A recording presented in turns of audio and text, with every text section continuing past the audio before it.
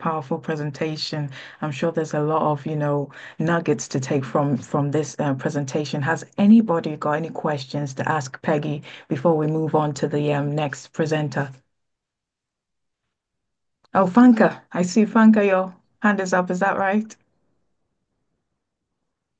Is your hand up, Fanka? Thank you so much for that wonderful presentation, Peggy. Oh, you mentioned that. Oh, can you hear me now? Yes, I can Yeah, hear you. yeah, yeah, Can you hear me? Yes. yeah. Oh, all right.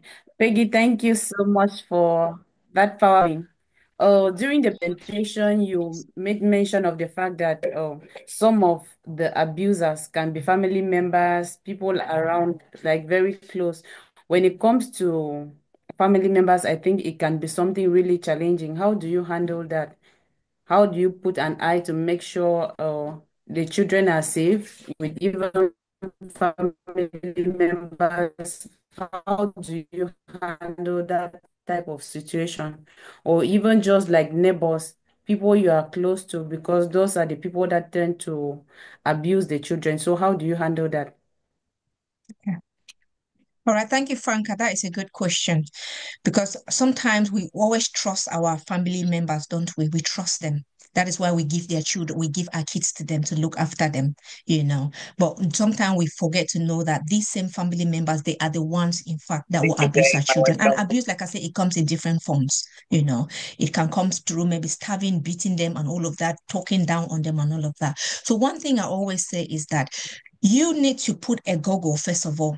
You need to be that first person to keep a close eye on how your children are, because if you except that you notice that if you notice that somebody is abusing your child, then of course you have to make sure that it stops. You have to make sure that you take action.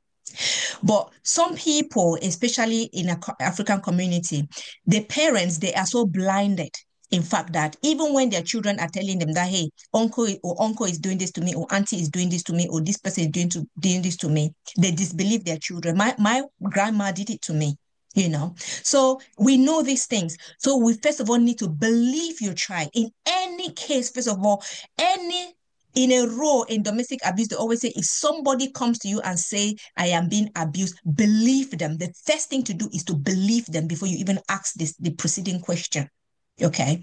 So yes, if you know that family members are abusive, you need to stand up and speak to protect your child.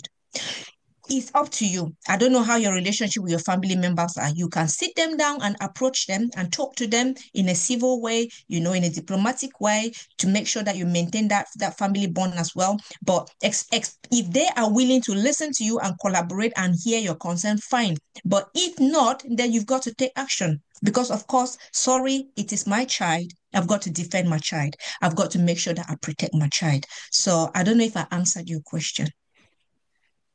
I don't know. Yes. Yes, you did because, Okay. like you rightly said, it's really rampant here in Africa, and when it comes to family, it's really complicated.